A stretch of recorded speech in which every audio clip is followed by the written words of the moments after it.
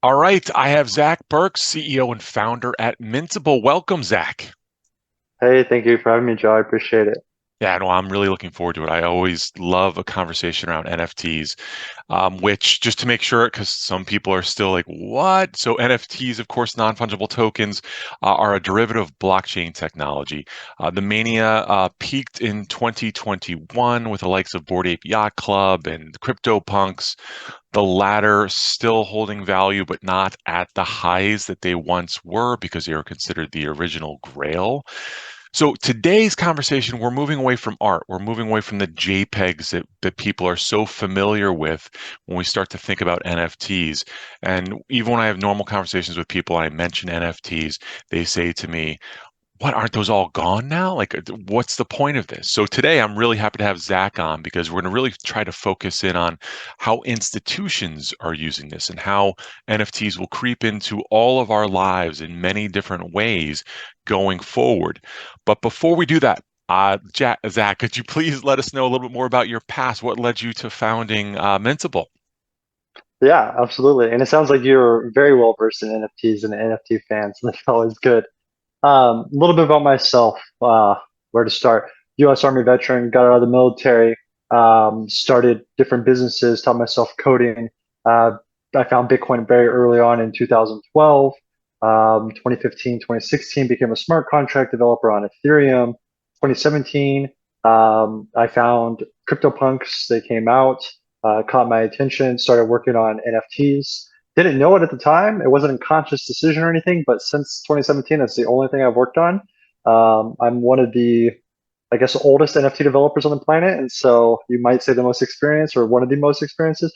But there's always more to learn. So over the years, I've worked at the Ethereum Foundation. I'm the author of ERC 2981, which is the official royalty standard for NFTs. I created the first NFT DAO. I created Mintable back in 2018. And then in 2020, December 2021, January, we created gasless minting. So gasless minting is our claim to fame, and that is essentially, we're the only ones that can do it. It allows for you to mint an NFT on Ethereum with no cost at all. Hmm. So traditionally, when you make an NFT, there's a lot of costs associated with that transaction. It could be $5. It could go all the way up to $100, depending on the congestion of the network. But with gasless minting, we've solved that issue. And so Mintable as a platform is the only platform that you could come on. You don't need to have a wallet. We have custodial wallets that you can have, or you can use your MetaMask, but you don't need to have crypto either. And this passes that mom test that we have. So we have this thing I call the mom test, which is, can my mom use her son's business? And my mom is a construction worker who can barely use Facebook. So you kind of know the demographic that I'm talking about. Yes. Um, I asked her, "Hey, mom, go use this, NFT website that I made." And just right over her head. No crypto, no wallet, no nothing. She couldn't. Um, so that's what we strive for, is that mom test and user adoption. And so over the years, we have grown. We have over 1.5 million users that are registered on Mintable.com. We've just launched Mintology.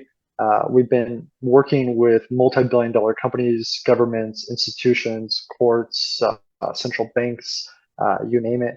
On the Mintology side of things, kind of in stealth mode, and we've just launched our self-serve back in January, and we're launching a few other products out over the next few months around Wow, that's fantastic. My goodness, it's really good to hear all of that history and background there. So, did I hear, are you a punk as well? that. So funny enough, when CryptoPunks came out, I saw them and I said, why would I want this? Because remember, they were free when they came out, so you just had Yes, to claim Freedom them. Mint. Yeah. Yeah, and so I never actually got one. And then later down the line, I did eventually end up buying one. And so we do have our board ape right here, Mr. Mintable, and he is our official mascot. And we have some other NFTs, pudgies, and things like that. All right, very cool. No, just kind of side note there on that. Uh, well, if we're going to continue down that road a little bit, just are you a fan of Yuga taking over that the punks as a asset class? I think that that was a very interesting acquisition. So, I mean, for the people who don't know, Yuga Labs, um, they are the company behind Bored Ape. They ended up making a lot of money through the different NFT sales. They had a lot of investors coming in. CryptoPunks was created by Larva Labs, if I'm not mistaken. It's Yes. been a while now since the acquisition. And the guys behind Larva Labs and CryptoPunks, they've always been, how would you say, one of the hardcore crypto ethos type of Yes. people. And their team was that. And so I think them having the ability to exit to a more established brand, so to speak. CryptoPunks is the golden grail, right? But Yeah. Yuga Labs, it kind of took the hat in terms of the brand and the brand awareness. So I think it was good for them overall and the founders. As for Yuga and how they've managed the CryptoPunks and the other assets that they have, community has a split decision on that. Yeah. So it's good and it's bad, but that's just life. That's how everything is. No, totally. All right. Well, thanks for indulging me with that one. So back on the path, you had mentioned gasless transactions. I'm kind of fascinated by this because clearly layer one, so like Ethereum itself, it can range in how much gas it is per transaction. But when you go to layer twos, it gets much, much less expensive. But when I hear gasless, uh, alert goes on. Like how are you all, if you're able to share, like how is that possible? Are you Yeah. using layer two, but then sort of just eating that small transaction fee, or is it something else? No, and that's a great question. Look, I mean, I get that question all the time. Anyone who understands the blockchain, smart contracts, their first thing is, no, you can't. You're subsidizing it, or you're using a layer two. It's a side chain, or there's some gimmick to it. It's none of this. So we're not subsidizing it. We couldn't. We don't have enough money to subsidize it. We've minted millions of NFTs. We've saved over $100 million in gas fees from gases minting. Um, it is our proprietary technology, so we don't share it. No one in the world knows how it works except for me. I wrote the code, and so it's it. I will tell you that it is a full-fledged 721. It works in all wallets. Doesn't matter what it is, custodial, non-custodial, MetaMask, Rainbow, Coinbase wallet. Doesn't matter. It's not on a layer two. It is fully functional NFT across any marketplace you want to use it on. It's not just for Mintable. It's not just on OpenSea or anything. You can use it anywhere. And with the like Mintology, we have APIs so the businesses can just call an API to mint an NFT, create a custodial wallet to an email address, whatever it may be. So with these APIs, I can put in my email address, mint an NFT to that email address. I essentially, have obfuscated all of the blockchain in the back end. There's no gas fees, there's no crypto. But that user now has an NFT that they can do something with. But now Mintable, of course, they can go list it for sale for free with no transactions either. And so we built this whole end-to-end flow essentially for someone who doesn't have crypto, which is my mom, right? So my mom doesn't have crypto, but she may, get a loyalty card from a store that she goes to. And maybe that loyalty card gives her a discount. And so then the next question is how do we integrate this into that point of sale? So that when you go to that and she scans at the counter, she can get the 10% off. It's tracked through the inventory management. The store knows exactly where it came from. But then the store can go back and retarget her, can level up her NFT, can record down, she likes the matcha latte that she gets every Monday. And that gives that more of an engagement. So how do we do gasless minting? It's magic. I can't tell you the exact way that we Okay. do it, but I can tell you that eventually, you can go try it out right now on mintable.com, and you'll see that not only do you get your NFT right away, it's on the blockchain, it's in your wallet. You can do whatever you want with it from that point. So Okay. normal NFT. Okay. So, um, organizations like OpenSea or Blur or all the other ones out there take a little transaction fee. I'm assuming that's the model here as well. Yeah, so on the marketplace side of things, we do have a 2.5% transaction fee that we have. There's other ways that we monetize our business. So sometimes we'll turn off that transaction fee to, obviously encourage trading. One thing that we do not fetter on, which is royalties. So Yeah. obviously, as the creator of royalties, when we wrote the standard, it came up of, well, marketplaces need to implement this, and if they don't, what are you going to do? And me and my co-authors, we just said, well, it wouldn't make sense for OpenSea or another marketplace not to implement this. So we would assume that they'd be labeled as a black market, and then no one would want to use them. Quite wrong. So that was not the case. But that's something that we don't, that's a position that we always support royalties, especially on-chain royalties.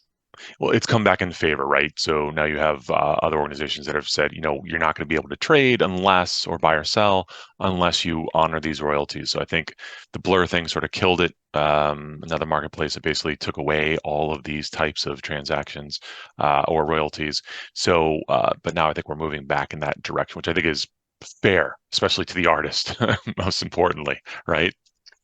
Correct. And I mean, it's fair as long as it's a reasonable royalty.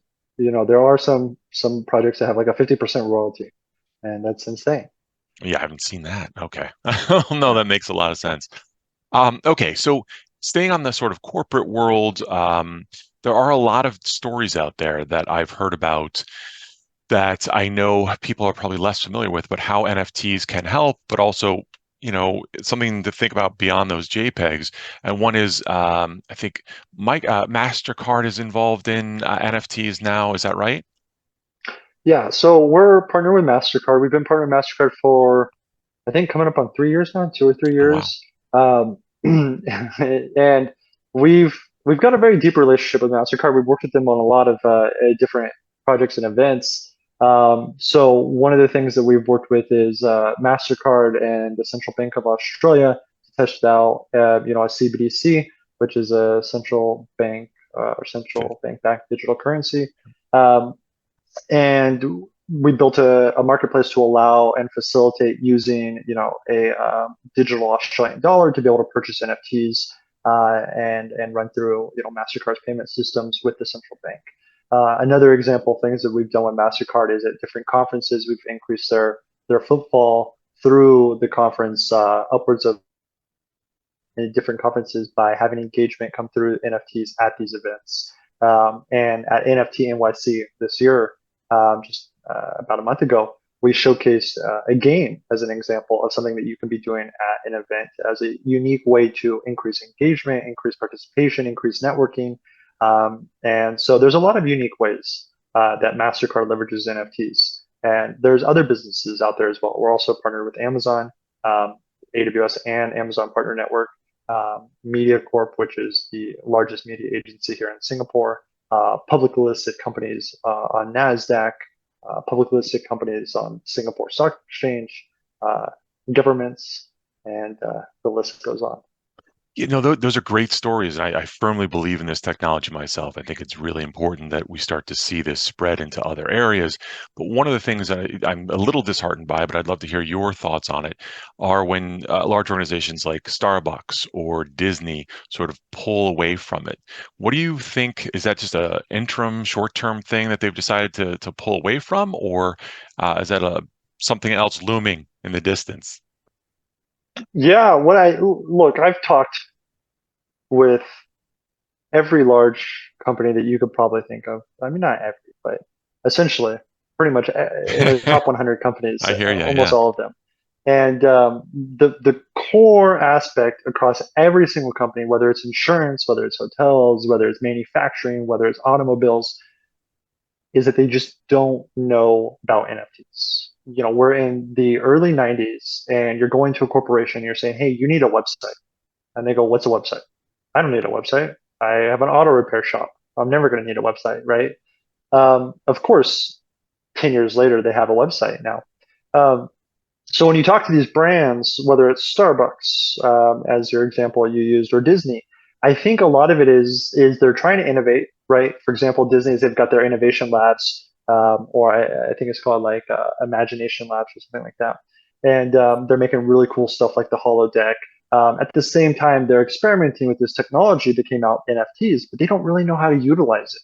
And so the problem that I've associated and recognized across all of these brands is that they look at NFTs, they say, oh, okay, PFPs were, the thing. That was the first explosion of NFTs. So we're just going to launch essentially PFPs and sell them. And we've seen brands do this. They might make $20 million and sell out within a few hours. And then essentially nothing, right? Either nothing happens or they do very little, they don't deliver very much value. And we saw a lot of this in 2020, 2021, and even in 2022, we saw a lot of these brands that are jumping on into this. Now, when I sit down with brands and I talk with brands, what we try to do is we try to explain to them that, a website, for example, could be for Netflix, it could be for Amazon, It could also be for just a normal blog. And so there's all this utility that a website can have, and that's the same for NFT. So we try to make the NFT wrap around their business instead of wrapping their business into whatever an NFT should be. In this case, it was a PFP, right, which is that profile picture, the Bored Apes and the Pudgy Penguins. So it's really important that those brands, when they first dive in, back a few years ago when they probably did a PFP, they probably sold their NFTs. Now, when we talk to very large corporations, they don't want to sell NFTs for regulatory reasons, legal reasons. The gray area, if you're dealing with a financial institution, a bank, an insurance company, an automotive manufacturer, there's just a lot of things that they don't want to tarnish their brand with. And so it's really important that they have a utility around their NFT that makes sense for their brand. And so if you think of a car manufacturer, how would they use NFTs, right? I can give you probably 10 different ways they can use NFTs, and none of them are going to be an asset that you're going to collect like this Bored Ape here, but instead they're going to be something that you're going to utilize, you're going to reference, you're going to use, or you're going to show off, right? But you're not going to be selling it for six figures.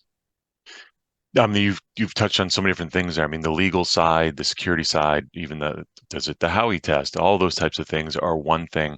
And I definitely want to go through that in just a moment, maybe. But one of the things that popped up in my head was, how long do you see it taking before Mintable or a like organization works with government agencies around the world on things like deeds to properties, that this property is mine. And then, I mean, there's 80% of the world isn't deeded, which is incredible to think about. All these people that live on lands that are maybe squatting the land or just living on the land, they don't actually have representation that they actually own that. So I think that this is clearly a use case for it. But how far are we away from that, do you think? You know, I was talking to a professor of AI in Cambridge. I was speaking in Cambridge, and I was after the event, I was talking with him, and he told me that our use case of using NFTs to serve notice on a hacker, a crypto hacker. So we essentially use the NFT with the Singapore High Court's permission to serve legal notice to that wallet because the identity was unknown. He came up to me and he said that was the first use case of an NFT that I've seen that makes sense. And then about 2 hours go by because him and I were arguing about exactly what you mentioned, deeds. And I brought up the point. I was like, well, why can't we use deeds? And I'll tell you exactly what he said because it blew my mind. And no one has ever told me this before. And I've been in this space for a very long time. And it really made me think about something. And he goes, no, NFTs will never replace paper deeds. And he goes, do you know why? And I said, no, why? He goes, because my house is from the 1880s. I have a paper deed that has been passed down, has had to be reprinted, remade, but the information is still there. He goes, that's not going to be digitalized because that is over 140 years old or something like that. That is still around, but yet the internet, we don't know if the internet will be around in 140 years. What is the internet going to look like? And then if you take that and extrapolate that further on Ethereum for NFTs, is that going to be around in 140 years? Right. Well, if you think about the blockchain, yeah, the blockchain's permanent. You can always have a record of it. But 140 years is a very long time, right? If you really think about it. And the internet's what, 30 years old, 40? Right. So if you really, and then my retort, of course, was, well, no, because governments are already digitalizing and they've been digitalizing for decades.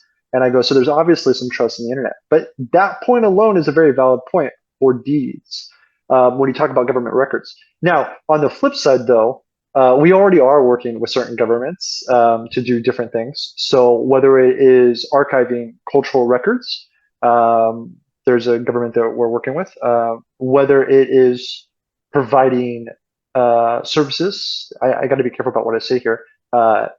Is it's not announced yet, but whether it's providing services to a agency to do different activities related to that agency's work, related to crypto, of course. NFTs could be of use. And then when it comes to things like, say, your driver's license or the pink slip to your car, that is a question that we get a lot, which is real world tokenization, real world assets.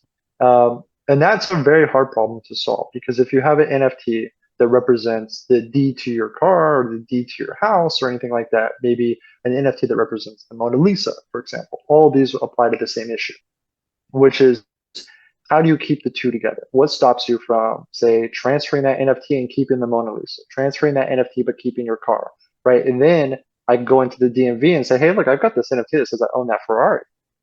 Can you put it in my name, please? I lost my paperwork. And they're gonna laugh at you, right? And Right. so the answer to that problem of real world assets and connecting the NFT to the real world asset is a middleman.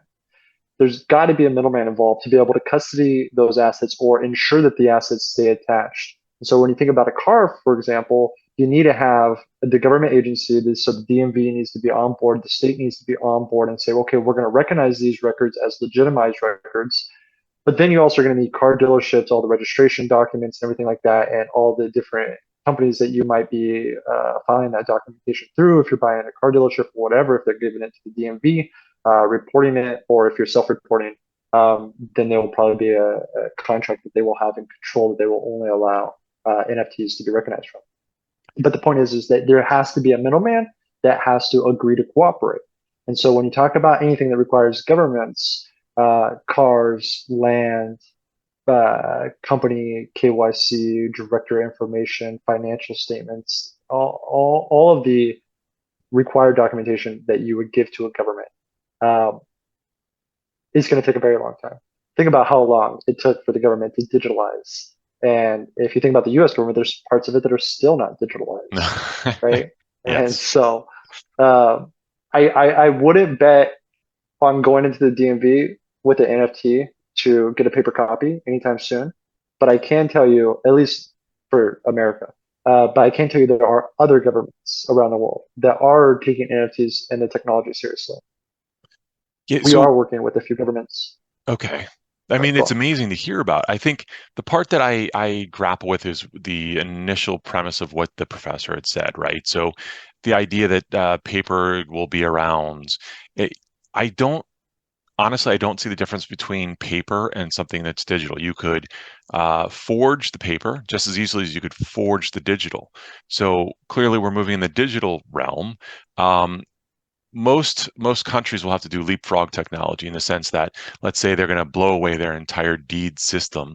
They'll have someone come in and say, okay, from now going forward, we're going to have these records digitized. I mean, you look at, I talk with groups in the UAE frequently about this type of thing, and they're leading the charge trying to get all this stuff digitized over the course of the next several years so that all records, everything is completely and totally digitized using blockchain-based technologies across the board. I think that I believe or I hope that that's the direction that we're going to start to see things. There's going to be countries that are just like, you know what? Why do we need to change right now? And they're not going to for the longest period of time. The US probably being one of them, many European countries as well. But developing countries around the world will probably take advantages earlier on. There's going to be some hiccups, but of course, we'll move in hopefully the right direction, leveraging things like Mintable, I think. So, um, I don't know. I guess we'll see No, about that. I think you're absolutely right. I talked to the head of one of the top, um, how do I say? I talked to the head of one of the top financial crime authority, I guess you could say, um, that investigates financial crimes. And I brought up NFTs to him, and he goes, "Whoa, whoa, whoa! We're still trying to figure out how to go from fax machines to iPhones. You're bringing Yeah. up blockchain. That's still 10 years for us to adopt, right?" And so, in some cases, you're absolutely correct. Whereas, like you said, the UAE, they're trying to digitalize. And so there are governments out there. Back in 2018, actually, Singapore, I believe it was the first, if I'm not mistaken, and I could be wrong, but I believe it was the very first government.